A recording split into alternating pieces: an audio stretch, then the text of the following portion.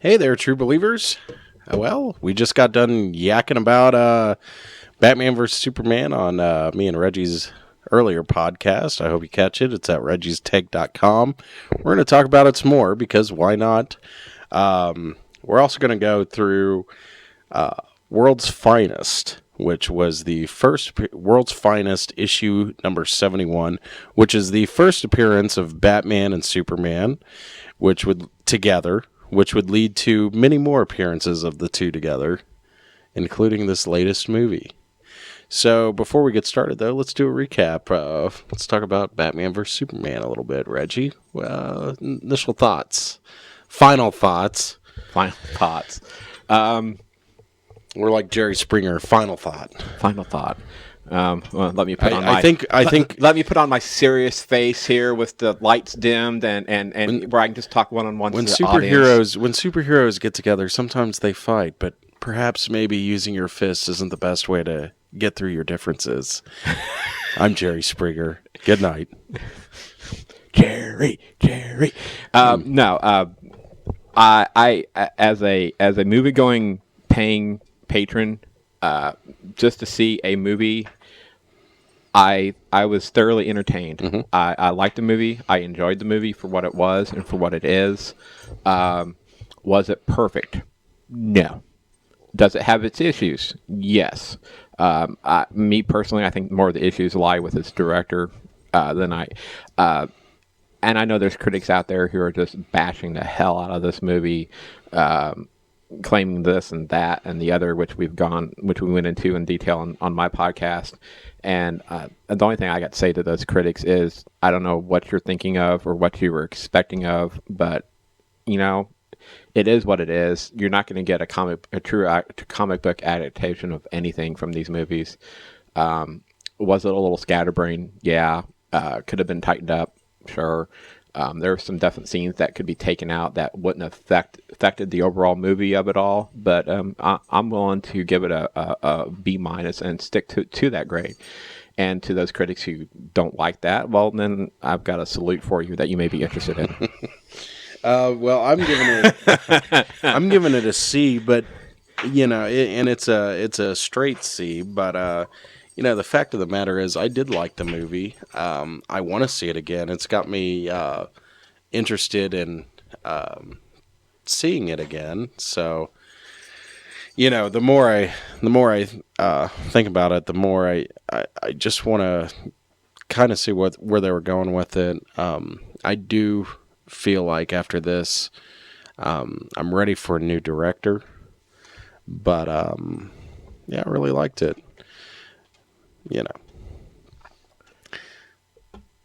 Now, don't hold back, man. Come on. I'm not. No. I'm sorry. No, yeah, I've given it a C. It deserves a C. It does not deserve a 30% on Rotten Tomatoes. I've said that over and over again on the past one. I mean, that is ridiculous. I think you would agree with me that I think Zack Snyder wrote and filmed this movie for a certain rating, but I think they obviously backed it off, and I would assume that it was more or less Warner Brothers insisting, which I can't necessarily blame them. And they backed it off for theater versions as a PG-13 movie. I think you're right. You brought that up earlier. I think you're right. I think this movie. I think he did intend for this. I feel like he intended for this movie to be an R-rated movie. Watchmen was also R-rated, and he directed Watchmen, and so was 300. And if a director goes in with the intentions of writing and filming an R-rated version of a movie, and then they back it down for the theater, then I have no problems with that. So long, and which is they're going to do, so long as at some point you get to see their original intent as how they filmed it and wrote it. Now, could that come back to haunt him?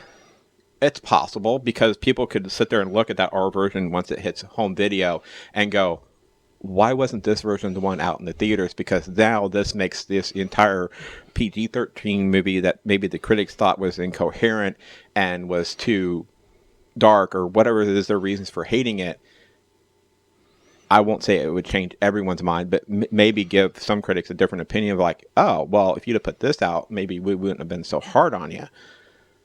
So when directors choose to do that, they may be biting themselves in the ass.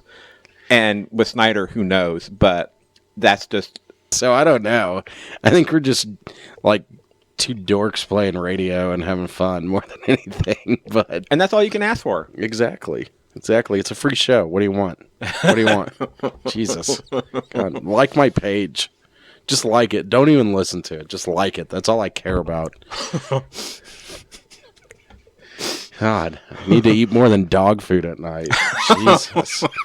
God. What do you expect me to find a real job? Jeez Louise. But no, I did like it. I think that people tend to be a little too critical with this movie. It's not totally unfounded, but 30% is just ridiculous. And I kind of take critics. I didn't used to do this, but nowadays I do take what critics say with a grain of salt. I mean, look at Blade Runner, and this movie is no Blade Runner.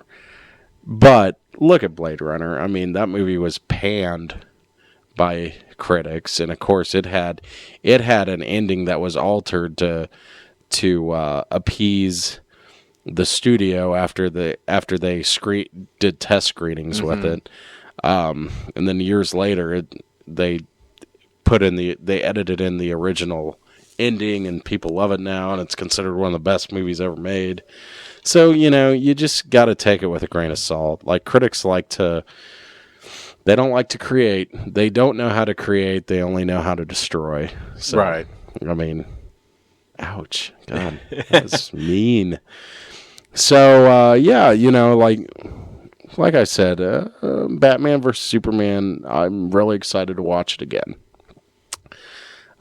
So there you go. I'll probably see it again in the next week or so.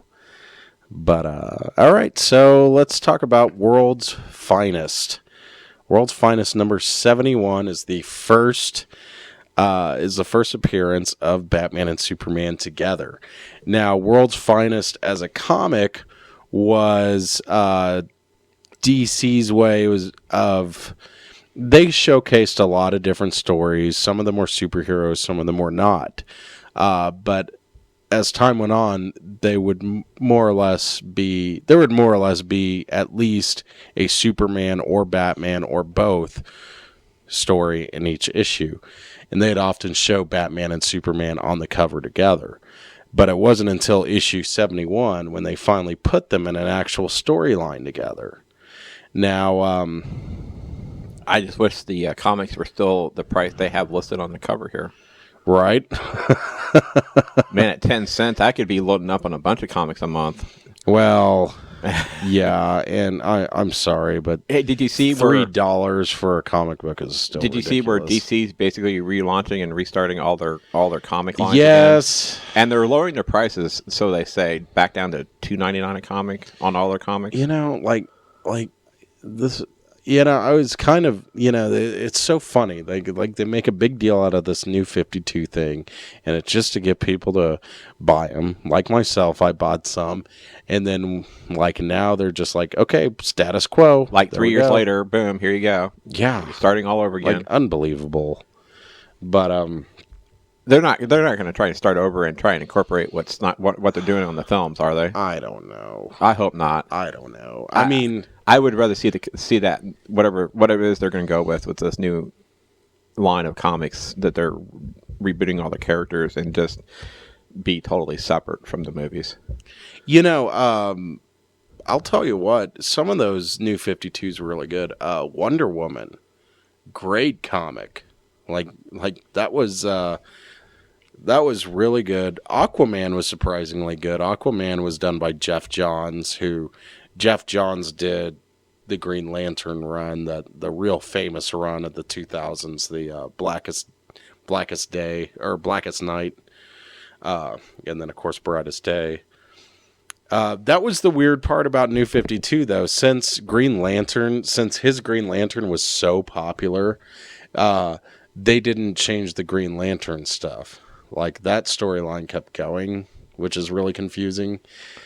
But It sounds like something DC would that's do. the thing. That's the crazy part, that it's, that's amazing what one bad movie will do, because Green Lantern was like really becoming mainstream, like on its way of becoming mainstream. And then that movie killed it. Yeah, pretty much. Because those Jeff Johns Green Lanterns are really good. Like, they're some of the best comics I've ever read. And that movie just destroyed it. You've still never seen it, have you? No. You should watch it. Batman vs. Superman is a lot better than it. And I'm pretty sure Batman vs. Superman has a worse rating on Rotten Tomatoes. I could be wrong. Well, We'll look it up in a minute. Actually, You- we can look it up right now. Yeah. Or you can start talking about your World's Finest here, and I'll quickly look that up for you here. So World's Finest, it was an American comic book from DC, starting from 1941 to 1986. It was originally called World's Best Comics for the first issue, and then they switched to the name World's Finest. There might have been legal issues or something behind it, but a lot of actually, as I was saying, like, they had a lot of Superman and Batman storylines in these issues. Two-Face came from, if I remember correctly, Two-Face actually came from a World's Finest. Breaking news. Mm-hmm. Zack Snyder does not have a worse. Batman vs Superman does not have a worse rating on Rotten Tomatoes than Green Lantern. Really? Green Lantern only has a 26. Whoo! Green Lantern deserves that, though. Like, well, yeah. I know in the past I've said it's not as bad as everyone says, but, I mean, it deserves about a 30%. 26% on Green Lantern. And now does, yeah, I'm with you. Batman vs Superman does not need a 30. It does not deserve 30. No. Should it be up there in the high stratosphere of the 80s or 90s? No, but I think 30 is being overly harsh. I mean, think about it. I mean, the way Rotten Tomatoes works, the way critics are, is so crazy. I mean, think about it. Interstellar got a 75%, and Interstellar is a good movie, a great movie. But I would say a 60% is what thereabouts is what Batman vs Superman deserves on Rotten Tomatoes. But yeah. But yeah, like Two-Face came from World's Finest. It was just another way for them to write more Batman and Superman comics, essentially.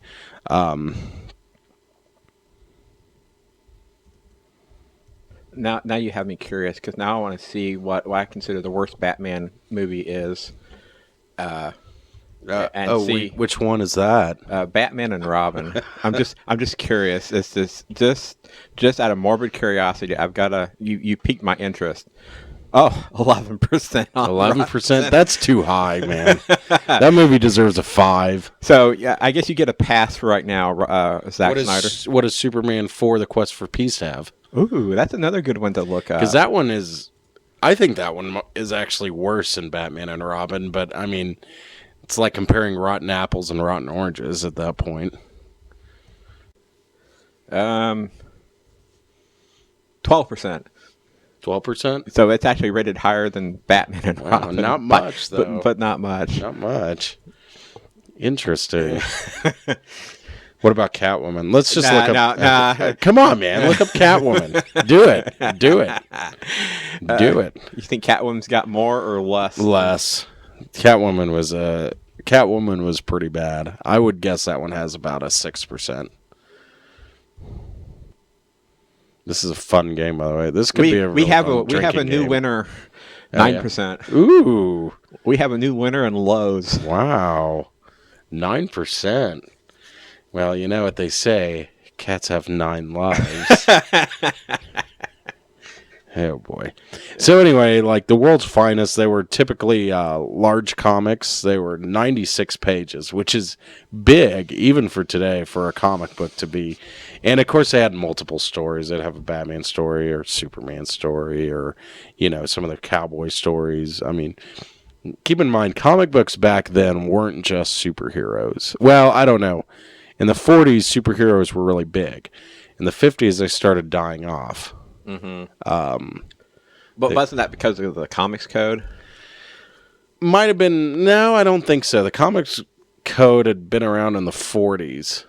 Yeah, maybe it was around in the 50s. I think it came around more in the 50s when they really started, because during the wartime, I seem to remember watching something on PBS or something about the comics, the history of the comics, and the comics code really, even they had Stan Lee and some others on there, saying that when the comics code, and they had to really watch what they do. So that's when the storylines for superhero comics really took a turn for just bad stories. That's probably true. Because they couldn't go where they'd like to go, and they had to watch what they say, how they drew it, because they didn't want to draw criticism, because they didn't want anyone shutting them down. That's probably true, because Superman and Batman both in the 50s, and they were the top two superheroes anyway, got really stupid in the 50s. It wasn't until the mid 70s when they kind of started pushing the limits again, and kind of. Well, who did that? Stan Lee. Yeah. Actually, early. This might have been. It was either 69 or 70. It might have been 70. He did that three-part story about the Green Goblin that the comics code refused to endorse it because he broke all their rules with this one. And Stan Lee said to his editor, "Wasn't it about drug addiction, though?" Yes, it was about. It wasn't. And by the way, it was not pro-drug. That's the crazy part about the censorship code. That's the crazy part about censorship. It just because it dealt with drugs in general, it was like, oh, can't do that. Yeah. So he was trying to basically get his point across on comics with that was, don't do drugs, kids. It's not good for you. And he had good intentions. Well, yeah, very good. Oh, yeah. And so the Spider-Man, it's a 3-part issue. Stan Lee said to the editors, what can we do if they don't endorse it? Can I just go ahead and print it anyway? And they said, yeah, go for it. So he printed it for the first time since this comic book code came about. 3 comic books by a major publishing company were released without the code endorsement. And that pretty much, that's one of the most important issues Stan Lee ever did. That's probably, that's definitely one of Spider-Man's most important issues. I always say the death of Gwen Stacy is one of the most. This one might be more important because this one basically showed all these writers, editors, and publishers that you didn't have to follow the code. These guys don't mean jack. Yeah. Like, parents aren't going to look at this and say, there's no code on this, I won't let you buy it. It's not going to happen. Yeah. So that pretty much, I think there's still a comic book code that prints on it, but it's just a formality. Yeah. Like, I mean, that's all there is to it. Because I've seen some of those comics that not even deal with superheroes that you flip through and it's like, wow. It's like, damn, this is some of these comics are like borderline porn. Yeah, I was gonna say. I've looked through some at the comic book store and I'm like, oh my gosh. Yeah. Breasts as big as flotation devices that aren't even hardly covered, and I mean, it'd be a 12-year-old kid's dream. Yeah. So, there were 96-page stories. They were anthology books, essentially. And I like it. I like it on this one. It says Superman and Batman with Robin. Yeah. Not and Robin. Yeah, Batman with Robin. Yeah. Yeah, that cracks me up. This particular issue, this is the first time they paired together. It's not the most exciting issue in the world. Like, there's let's see, let me pull it up real quick. There's some gangsters on a boat or something, and Lois, the whole thing is Clark saves Batman and Robin, but Lois sees him switching to the Superman uniform, so now she knows. So then they have to do this whole big spiel where Batman and Superman have to like trade uniforms and fool Lois Lane. Like that's how pretty much all these work, and this is pretty much the whole story. But yeah, so Batman and Superman learn each other's identities on this one, and they both team up together to fool that ditzy dame Lois Lane so that she doesn't spill the beans to her editors. But that's pretty much the gist of the whole story. Like, that's why I didn't bother bringing the whole thing. Like, it's like, whatever. But yeah, it's essentially the first time those two paired up together, and they would be friends forever after that. This particular comic also has a Green Arrow story with Speedy, and Green Arrow and Speedy are changing together in the same room. That's kind of weird, but yeah, there you go. And then at the end is Tomahawk, which is some sort of story about Native Americans, or excuse me, Indians. But yeah, so that's pretty much it with this. Later issues, I think it's issue 80 something. That's probably one that I should have brought, but whatever. This is the first one, so I wanted to talk about it. But in issue 80, it's not issue 80, but in a later issue, they pair up again. This time, Lex Luthor and Joker pair up as villains for the first time. So that one I've read too. That one's pretty good. I mean, good for back in the 50s. But yeah, that's pretty much it on this. Different pairings, of course, they both joined the Justice League together. Actually, funny story about the Justice League. The Justice League came out in the late 50s. Batman and Superman, even though they appear on almost all of the covers with the rest of them, you know, Batman, Superman, Wonder Woman, Flash, Green Lantern, Aquaman, and Martian Manhunter. Batman and Superman really aren't in those comics very much, in those early ones. They usually appear on the cover, but it's really more about the other characters. Which makes sense. Like Batman and Superman had their own stories and their own fan base. This was more about getting people interested in those others. Early Justice League is a pretty cool team, really.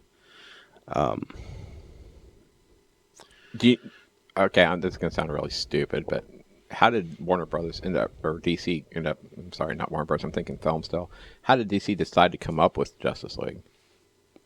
And who did it first, Marvel or DC did. DC did? DC did. Justice League, well, in the 40s, they had a team called the Justice Society of America. And that had, I think Superman and Batman were in it. I know Wonder Woman was. Wonder Woman, in spite of the fact that in the 40s she was like super strong and like really like a pillar of feminism. All of a sudden, when they wrote her in Justice Society, she was the dang secretary. So there you go. Even though she could kick anyone's ass in there, including Superman's, but whatever. You know. I don't think the Wonder Woman creator was very happy about that, but whatever. But yeah, so that was the Justice Society. I think with the Justice League, they had just come out with the new versions of the Flash and the Green Lantern. You know, so this was kind of the beginning of them building up superheroes again and kind of getting them popular aside from just Batman and Batman and Superman. So they wanted to build a team to just kind of get their heavy hitters out there. Pretty much the exact same reason why Stan Lee made Avengers.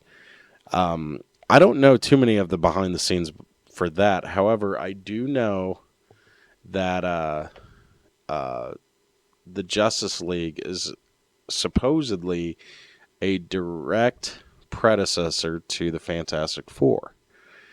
Stan Lee was talking to one of his friends from DC, and that guy said, we just made a superhero team called the Justice League, and it's got characters like Aquaman and Flash and Martian Manhunter, and it's got all these cool superheroes in it, and they're part of a team. And Stan Lee said, all right. And he decided, well, I'm going to make a team too. And so he made the Fantastic Four. And the big difference between the Fantastic Four and the Justice League was the Fantastic Four was more of a family. They didn't have secret identities. They were just a group of people that had superpowers and would go on adventures together. Now, when the Avengers came out, he totally just ripped off Justice League. It was the same idea as Justice League. They still had secret identities, and the earlier Avengers are kind of iffy, but Fantastic Four was where it was at for Stan Lee. But yeah, so there you go. Other appearances of Batman and Superman together include Man of Steel. Not the movie, but the comic.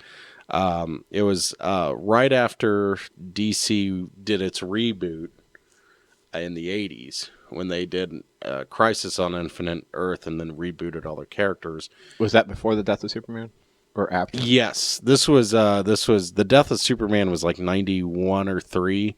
The Man of Steel storyline was 86. Okay. But they're the same timeline.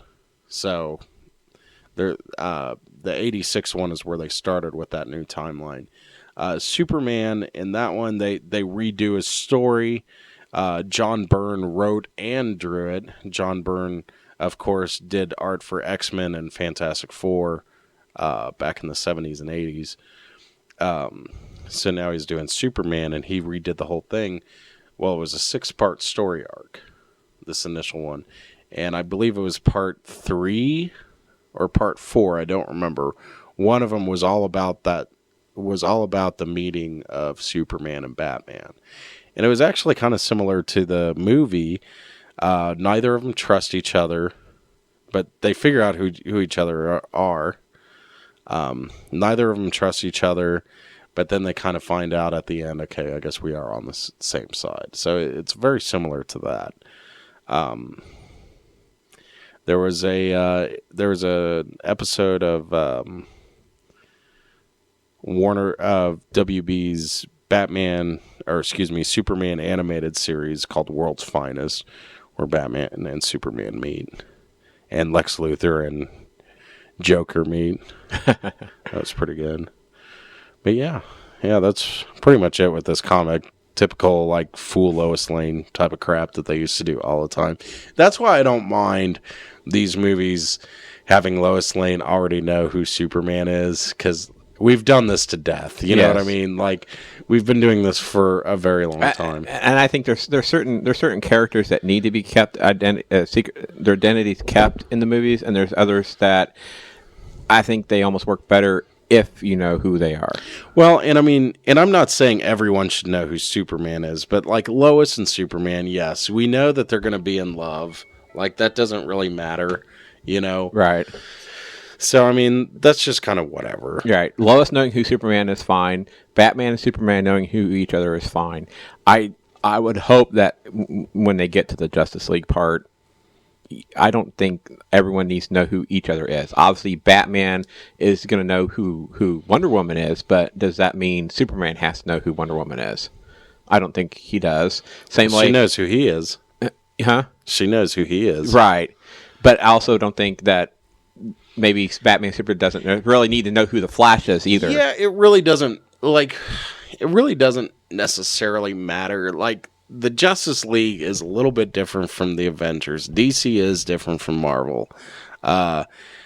I wouldn't mind the some secrecy characters in between behind them. the masks. Yeah. With Marvel, the characters behind the masks are who's important. Whereas with DC, it's the masks That are are more important. important. Yeah, it is really weird, but yeah, that's kind of how that works. But yeah, I'm really excited about a new Wonder Woman movie. Like, are you? Yeah, I don't think it's going to be as action oriented as we're going to see with the. That's probably for the two, best. with the two Zack Snyder. I think you're still going to have your plenty of action. I think it's going to be more.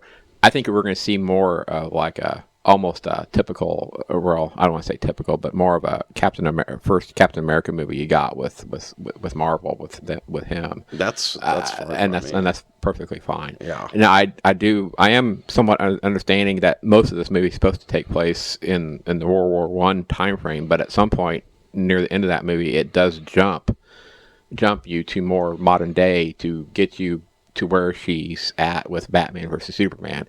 So I'm gonna guess at some point you're gonna see her where they're gonna catch you up to where you saw her with Batman versus Superman, I would assume. Now, we've already talked about it, but I think the reason why they're doing... Because Wonder Woman's always been tied to World War II, partly because she was created during World War II, just like the Captain rest America. of them. Captain America, Right.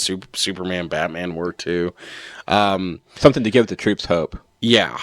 And, she's had storylines. The TV show, for one, where she fights the Nazis and stuff.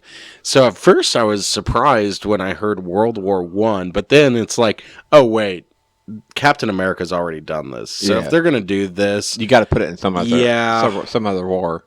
yeah, they really do. And it's got to be. It's like, okay, And World War it's One gotta makes be- sense. It's You don't want to put her in the Korean War. That wouldn't make Well, any I sense mean- at all. And Vietnam wouldn't make any sense either. And to be fair, it does make sense because World War One Was the first- the Ottoman Empire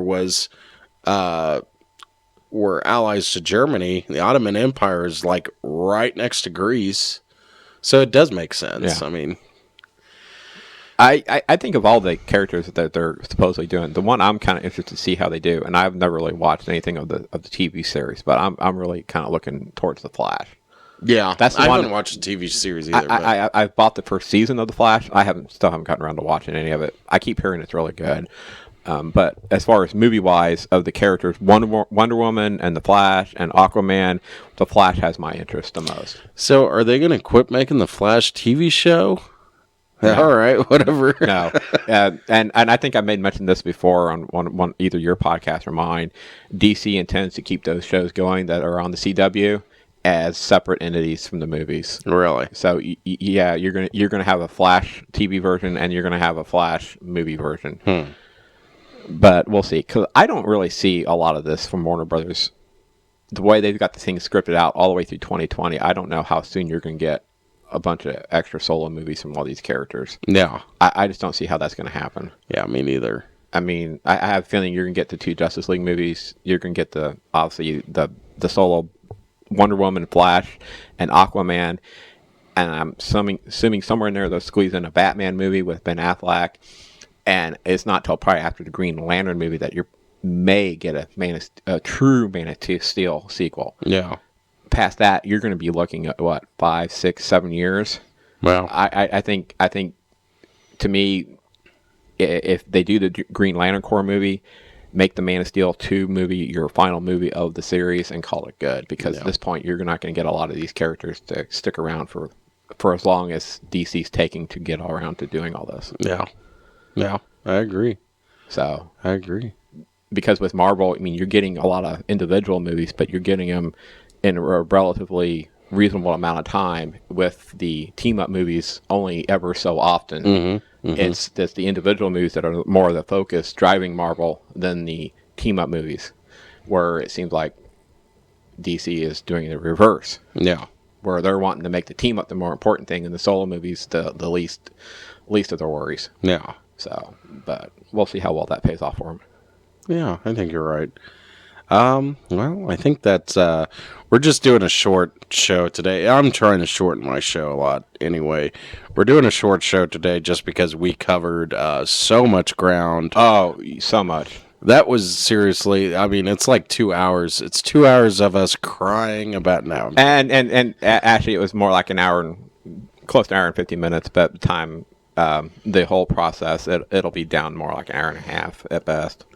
That says something, by the way, about this movie. The fact that we could talk about it for almost 2 hours unedited. That was just us talking about the movie. We didn't talk about any other movie. We got on small tangents about Marvel and some minor little things, but nothing of major consequence. That says something about this movie. Take the good or the bad. I think Civil War is going to be the same way. Yeah. I think there's going to be enough going on. If Marvel really surprises us with that movie and takes some ballsy actions with their decisions, that could be another one that could be lengthy in discussion. Oh, yeah. Yeah. That, and also then you're going to get the comparison talk as well with what DC and Marvel or who's quote winning the battle, because unfortunately the critics are going to talk about that. And that's the thing.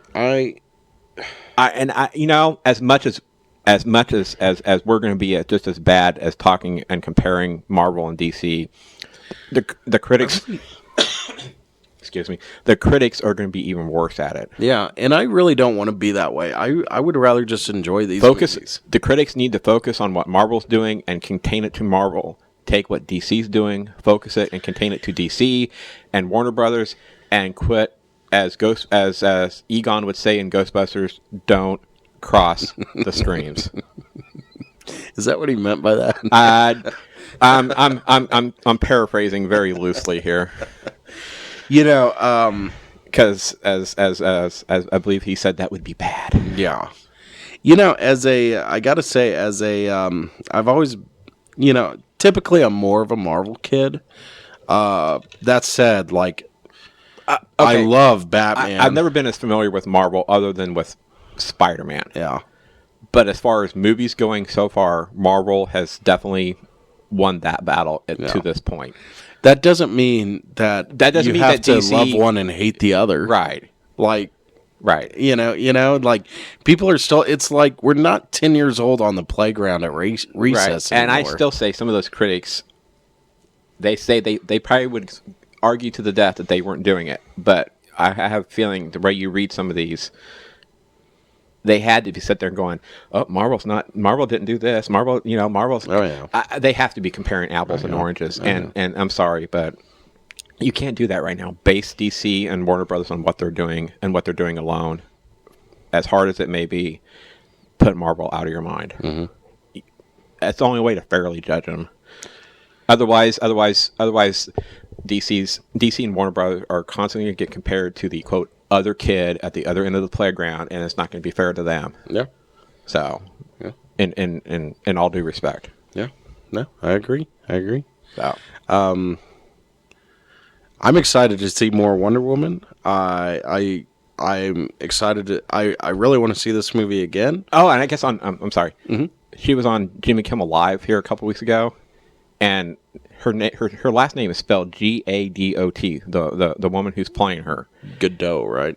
Gadot or Godot or whatever. It's not pronounced how you would see it, because I see that and I first thought, oh, Gail Gadot or whatever it is. I wanted to whatever, but it's like Godot or I think it's Godot. Yeah, but she's Israeli, but she looks great in that outfit. Yeah, she really does. She does.